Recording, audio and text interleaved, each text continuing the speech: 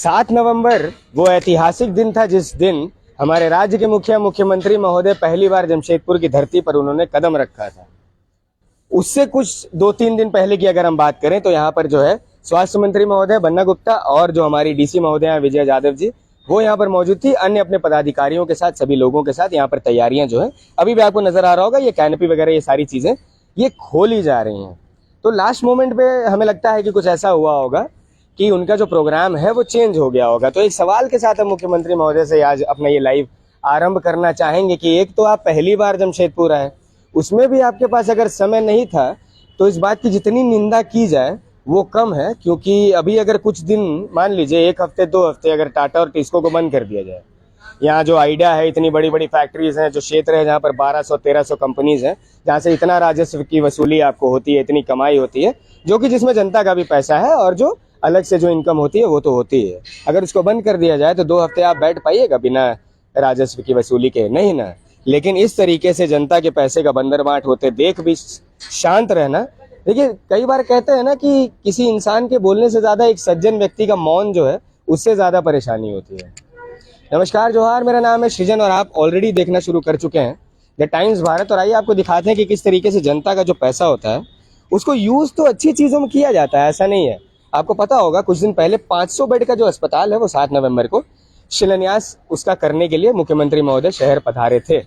यहाँ आना था, एमजीएम के परिसर में आना था। इधर आइए, सामने आ जाइए, इधर दिखाइए, ये आपको दिख रहा होगा, ये स्टेज बना था, ये स्टेज बना था और ऊपर भी मैं सहयोगी को कहूँगा पैर संभाल के आराम से धीरे धीरे आइएगा, विजुअल में रखिए और दिखाइए। ये पूरा जो लोहे का सेटअप आप देख रहे हैं, मुझे लग रहा है कि करीब नहीं भी लाखों रुपए जो है इसमें खर्च किए गए होंगे, लेकिन वो लाखों रुपए जो है वो स्वाहा हो चुके हैं और वो व्यर्थ हो चुके हैं। अब हम पूछना चाहेंगे कि पब्लिक का ही पैसा पब्लिक के ही सामने लगा कर और फिर व्यर्थ खर्च कर देना और उसको ये कहना कि हाँ बस अब बर्बाद हो ही गया तो अब और क्या करें, आपको क्या लगता है? पब्लिक को समझ में नहीं आ रहा।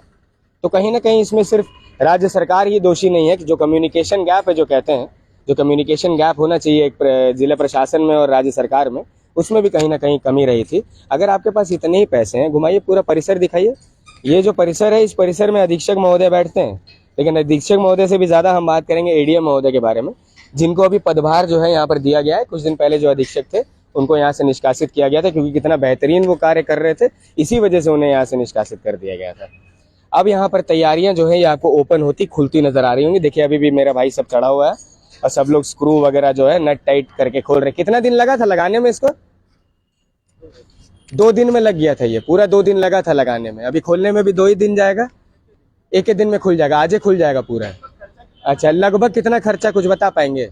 आपके हेड कौन है, कौन काम करवा रहे हैं यहाँ पे?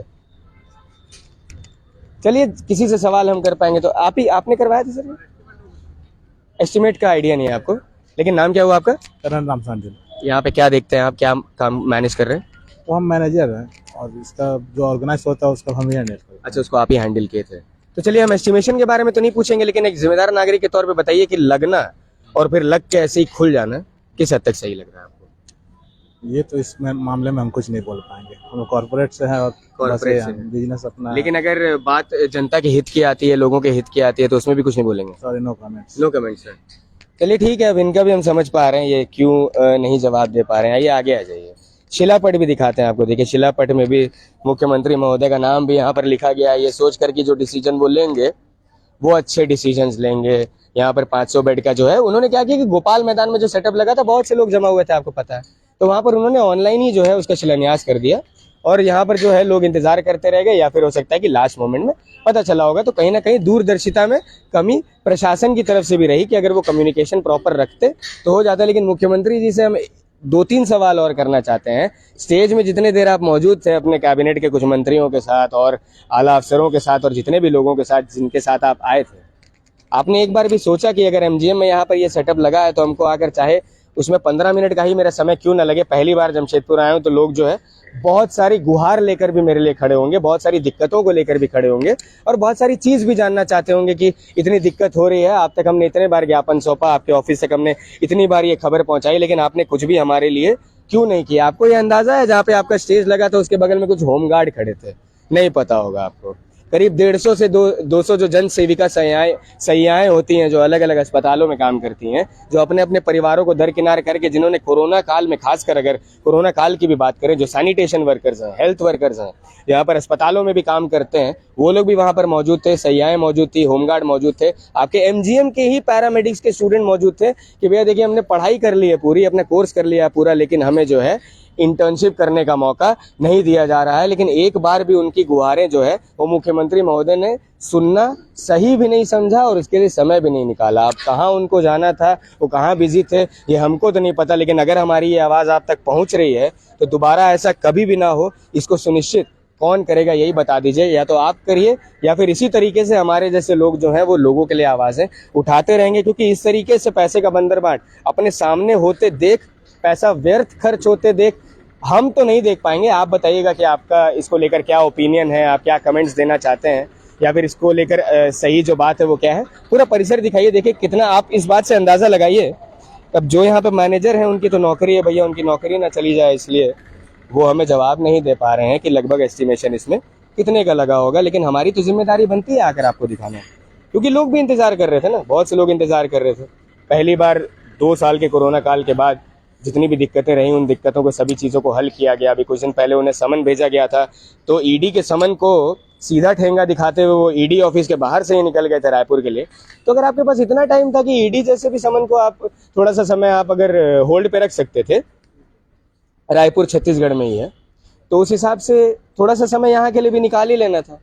एक दिन की ही बात थी, शहर में पहली बार आए थे तो कुछ ना कुछ जिम्मेदारियां तो बनती हैं। लेकिन अब आपको यही दिखाने आए थे कि ये जो मुद्दा हमने उठाया है इससे आप कितना ताल्लुक़ रखते हैं, इससे आप कितना वास्ता रखते हैं, और आप अगर जिम्मेदार नागरिक हैं तो वो मुझे शहर में ही नज़र आ जाएगा। जितने भी ज़्यादा लोग इस संख्या को, ज़्यादा से ज़्यादा वीडियो को शेयर भी करिएगा, इसको देख भी लीजिएगा। एक ऐसा टॉपिक हमने उठाया जिस पर आमतौर पर हो सकता है कि लोग चर्चा ना करें, लेकिन कुछ ऐसे मीडिया पोर्टल्स हैं जो कवरेजेस करते हैं, उनको हम धन्यवाद अपने माध्यम से, हम उनका नाम नहीं लेंगे लेकिन हम उनको धन्यवाद ज़रूर करेंगे। और कुछ ऐसे अखबार भी हैं जो अच्छा काम कर रहे हैं, अपना कार्य इसी तरीके से करते रहें, क्योंकि हम समाज का आईना है।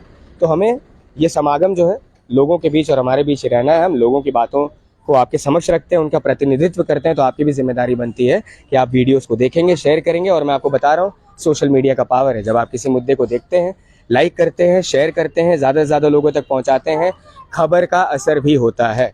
अपने आसपास सफाई रखिएगा, जानवरों से प्यार करिए, बुजुर्गों की इज्जत करें, पेड़ लगाएं, बेटी बचाएं, बेटी पढ़ाएं। और जितने भी यहाँ के नेता हैं, मंत्री हैं, जनप्रतिनिधि हैं, खासकर वो लोग हैं जो सरकार चला रहे हैं, नम्र विनती है आपसे, निवेदन है आपसे कि जनता के साथ इस तरीके का मजाक दोबारा ना होने दें। जय हिंद दोस्तों।